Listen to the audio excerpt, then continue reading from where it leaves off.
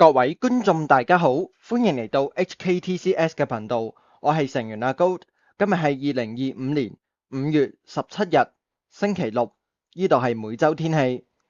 今日會主要為大家提及今日香港天氣嘅情況，未來香港天氣變化，同埋全球最新嘅低壓活動情況。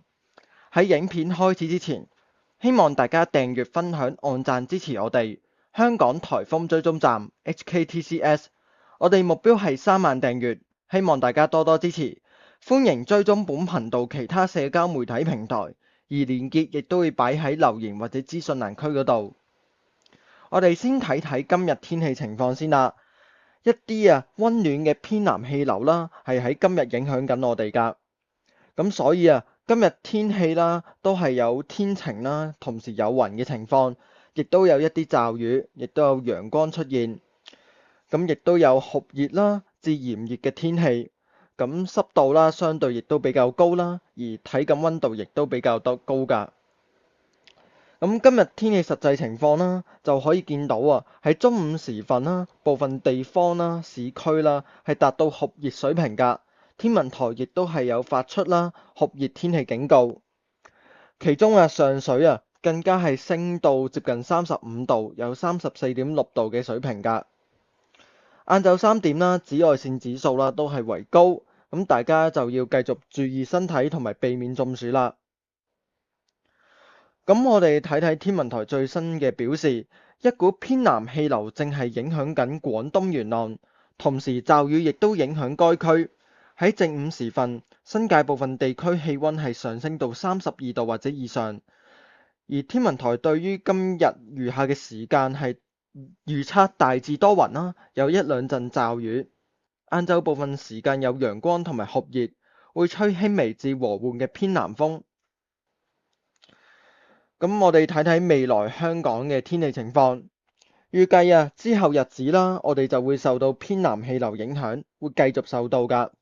天氣係會持續係濕熱嘅狀態，間中亦都會有啲驟雨，而氣溫亦都可以達炎熱至酷熱嘅水平。咁所以大家就要注意中暑同埋身體啦，同時亦都要帶遮外出啦，咁都會有啲驟雨㗎。天文台預測方面啦，就預計一股偏南氣流會喺未來幾日啦，係繼續影響廣東沿岸。咁天氣炎熱啦，亦都有幾陣驟雨。此外高空擾動啦，喺下週中期會為華南帶嚟驟雨同埋雷暴啦。而一個低壓槽亦都會喺下週後期喺華中形成，並喺下週末期間靠近華南沿岸。咁預料啦，未來嘅天氣啦，都係晴雨交替嘅天氣㗎啦。咁有時落下雨，有時有下陽光咁樣啦。我哋睇睇香港天文台嘅9天天氣預報，可以見到天文台預測啦，未來市區嘅氣溫啦，就主要介乎喺27至32度左右啦。咁個氣溫啦，整體變化就唔算太大啦。相對濕度啦，就介乎喺65至95% 左右。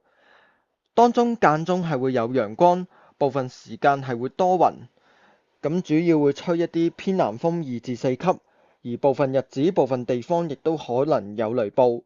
咁顯著降雨方面，部分日子啦，降雨量啦，日降雨量啦，去到10毫米或者以上嘅機率都升到去中低嘅水平。咁我哋睇睇之後更長遠嘅天氣情況啦。電腦就預計下個週末啦，就會有低壓槽啦喺華南北部啦，或者華中嘅地方就南下。咁有機會啦，喺再下個禮拜嘅初啦，係影響香港㗎。咁可能會帶嚟更多嘅驟雨啦，甚至雷暴嘅情況。不過而家時間啦係尚早啦，同埋呢啲實際嘅雨勢啦係比較難預測。咁到時大家就要留意最新嘅天氣情況啦。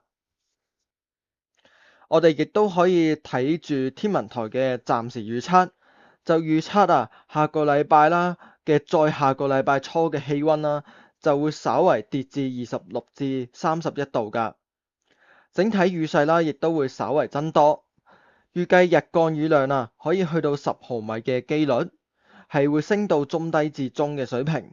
咁當中預測局部地區係會有雷暴，另外亦都會大致多雲，陽光呢就會減少啦。我哋睇睇全球最新嘅低壓活動情況。咁目前啦，全球暫時係未有低壓啦，係獲編號㗎。咁不過亦都可以見到啦，喺菲律賓嘅南部啦嘅東面海域啦，都有少少嘅低壓嘅活動情況。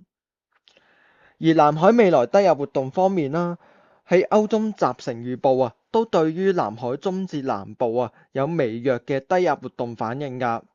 咁但係未有明顯啦，有呢個嘅熱帶氣旋形成嘅預測，亦都同其他電腦啦有比較大嘅分歧。咁例如就係美國電腦咁樣。咁所以啊，預料短期內啦，仍然係未有明確熱帶氣旋生成嘅消息㗎。咁我哋之後啦就繼續持續觀看啦未來電腦預測嘅更新啦。最後啦，多謝大家收看。咁未來本頻道啦係會繼續改善讀音、講解、分析質素，並且密切留意香港嘅天氣啦同埋低壓活動情況，適當時候就會用影片啦、直播或者貼文嘅方式發布。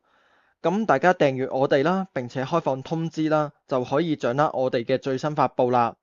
咁亦都再次歡迎大家係加入本頻道，成為本頻道嘅一員。而詳細啦，亦都可以喺留言或者資訊欄嗰度查看。